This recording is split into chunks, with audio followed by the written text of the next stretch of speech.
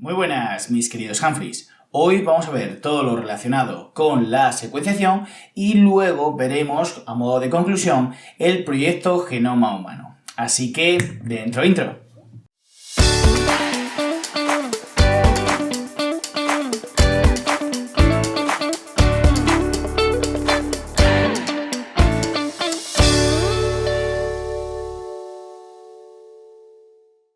Bueno, como hemos dicho antes de la intro, vamos a ver todo lo relacionado con la secuenciación y el proyecto Genoma Humano.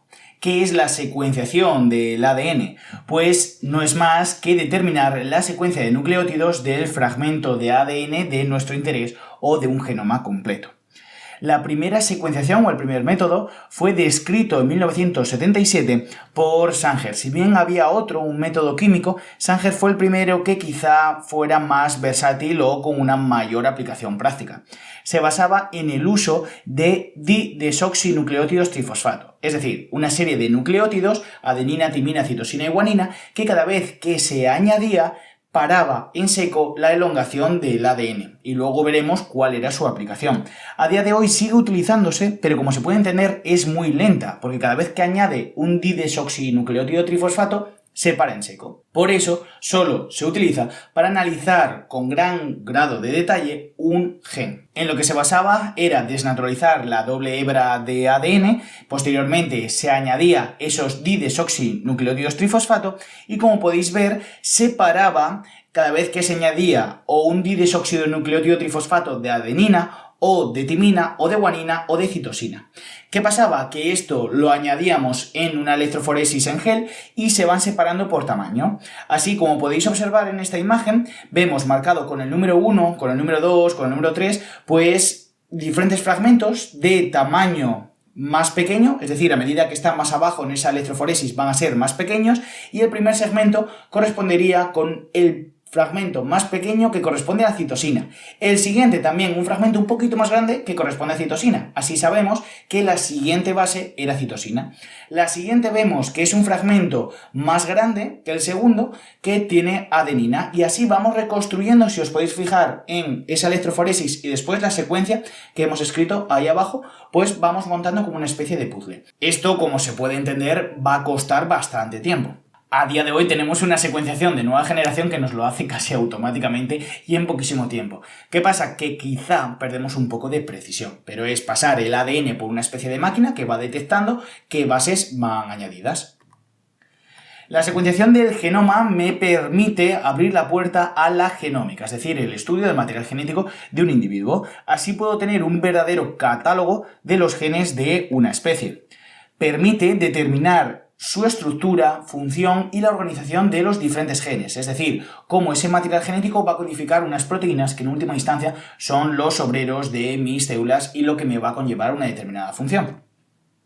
También sirve para conocer interacciones entre genes. Gracias a la secuenciación del genoma humano hemos descrito y descubierto que el gen BRCA inducía o determinadas mutaciones podrían inducir mutaciones que me conlleven a un cáncer de mama, cáncer de ovario o cáncer de próstata en el caso del sector masculino. El proyecto Genoma Humano fue desarrollado entre 1990 y acabó en 2003, es decir, 13 años de secuenciación a punta pala. ¿Quién lo llevó a cabo? Pues universidades públicas y también la mayoría del coste o gran parte lo hizo empresas privadas, concretamente Celera Genomics. El proyecto Genoma Humano fue declarado por la Organización de las Naciones Unidas en 1997 Patrimonio de la Humanidad. Y lo que ha tardado 13 años, hoy en día se puede hacer en apenas pocas horas y con menos coste. Pero esto también ha sido posible gracias al desarrollo de este proyecto Genoma Humano. Es decir, ahora claro que la tecnología está mucho más desarrollada y permite hacerlo en pocas horas y con menos coste, pero esa tecnología se ha desarrollado gracias también a este proyecto. ¿Entendéis, verdad? ¿Qué nos enseñó el proyecto Genoma Humano? Pues principalmente que nuestro genoma no era tan grande como lo considerábamos y que tenemos menos genes de lo que creíamos. Es decir, solo tenemos 20.000 genes aproximadamente. La diferencia entre los humanos y otros primates, a pesar de que nosotros nos consideramos como por encima de la evolución y por encima del resto de las especies, es muy pequeña, apenas un 98%. Especialmente pocas diferencias encontraríamos entre los chimpancés y los bonobos. Y también nosotros somos muy similares, es decir, somos una especie un tanto rara porque todos los seres humanos compartimos gran cantidad de material genético, un 99,9% somos similares. ¿Esto por qué es asociado? Pues porque a lo largo de nuestra evolución casi nos extinguimos.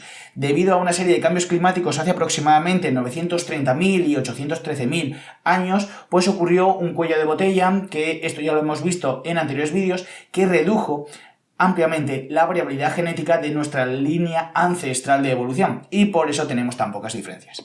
Solo una pequeña parte de nuestro material genético va a codificar proteínas o al menos se va a transcribir a ARN mensajero. Como sabéis, en nuestra célula tenemos 2 metros de ADN, es decir, esta persona tan alta que tenemos ahí sería más o menos lo que tenemos de ADN en nuestras células. Sin embargo, lo equivalente al gen sería solo 2 centímetros, o sea, ya veis un poco la equivalencia entre aquello que lleva o que conduce a proteínas y todo nuestro ADN que tenemos. Y cada gen puede codificar proteínas diferentes debido al fenómeno del splicing alternativo. Acordaros que nosotros los eucariotas tenemos un ARN mensajero que necesitaba madurarse, es decir, eliminar los intrones intrusos y fusionar los exones para dar lugar a las proteínas. Sin embargo, ese mecanismo de fusión de exones puede variar ampliamente en diferentes genes y por tanto puede conllevar a la formación de diferentes proteínas. Muy interesante y muy adaptado a lo largo de la evolución. También otra conclusión del genoma humano es que los humanos diferimos en 1 de cada 1000 nucleótidos. Esto es muy interesante porque consideramos que hay 3.200 millones de posibles diferencias si consideramos que tenemos 3.200 millones de nucleótidos. Esto abre la puerta a los SNPs, que además de ser una Liga Nacional de Pádel o algo así, pues son los polimorfismos de un único nucleótido. Lo que está muy bien, puesto que se puede aplicar, por ejemplo, a la genética forense o a las pruebas de paternidad, puesto que si yo detecto un ADN con una singularidad de un nucleótido que es específico de una determinada persona, yo sé inequívocamente que ha sido esa persona la que ha cometido un crimen, o estoy reconociendo el cadáver de esa determinada persona, o sabemos que esa persona es el padre de un posible hijo, y así sucesivamente. Es decir, estas pequeñas diferencias entre las personas me van a permitir un síntoma o un símbolo inequívoco de que es esa determinada persona. El proyecto Genoma Humano también me ha abierto la puerta para diagnosticar determinadas enfermedades asociadas a esos genes, como por ejemplo, siempre doy mucho la lata con el BRCA1, que es ese gen que induce o que puede conllevar un cáncer de mama, cáncer de próstata, cáncer de ovario. Eso ha sido posible gracias a que hemos secuenciado todo el genoma y hemos visto que ese gen puede inducir esa enfermedad. También sirve para diseñar fármacos. Como sabéis, y en matemáticas, especialmente en segundo de bachillerato, ya se da la curvatura normal, un fenómeno estadístico. Es decir, si nosotros tenemos una población suficientemente extensa, el 95% de la población va a encontrarse en este mecanismo de la curvatura. Suponer que es la respuesta de la población ante un determinado fármaco. Sin embargo, tenemos las desviaciones normales a ambos lados, que corresponden normalmente al 5% de la población, que quizá no desarrolle esos efectos normales en esos determinados fármacos. Por ejemplo, hay personas que necesitan una cantidad mayor, que no necesitan siquiera cantidad o que incluso le puede producir un efecto adverso. Si secuenciáramos y supiéramos su material genético, quizá sabríamos cómo va a reaccionar esa persona ante ese determinado fármaco o ante ese determinado tratamiento. Y también este proyecto Genoma Humano me ha permitido conocer la evolución genética del hombre. Sabemos que el Homo sapiens surgió en África, pero que posteriormente se extendió hacia Europa, donde hubo un mecanismo de hibridación muy importante con el Homo neandertal, y también la ruta que fue hacia Medio Oriente y hacia Asia parece ser que tuvo una hibridación. Encontramos, de hecho, entre el 1 y el 6% del DNA denisovano en esta gente cuyo origen vendría de Asia y del sudeste asiático, por supuesto, y también del Medio Oriente. También tenemos otra serie de proyectos que surgió entre el año 2003, acabó en 2012, que se llama ENCODE, que querían identificar los elementos funcionales del genoma humano. Es decir, ya hemos secuenciado el genoma, pero vamos a ver qué elemento funcional, es decir, qué proteínas produce o qué me puede sacar una información, una conclusión, quizá pues más aplicación a la biomedicina, por ejemplo, ¿no? ¿Qué pasó? Pues que tenía muy pocos resultados y gastaron mucho. Sin embargo, sacaron en conclusión que más del 80% del ADN tiene alguna actividad. Decíamos que tenemos 2 metros de ADN en una célula y que solo los genes correspondían a 2 centímetros. Sin embargo, ese ADN que decían, pues bueno, desde los 2 centímetros hasta los 2 metros vamos a llamarlo ADN basura. No, se vio gracias a este proyecto y gracias a otra serie de investigaciones que este ADN, el 80%, sí conducía o conllevaba alguna función. ¿Por qué? Porque al ser una especie tan compleja necesitamos muchos procesos de regulación y además ese ADN no codificante, es decir, todo ese segmento no correspondiente a los 2 centímetros que conllevaba la formación de los genes, pues tienen esas funciones reguladoras.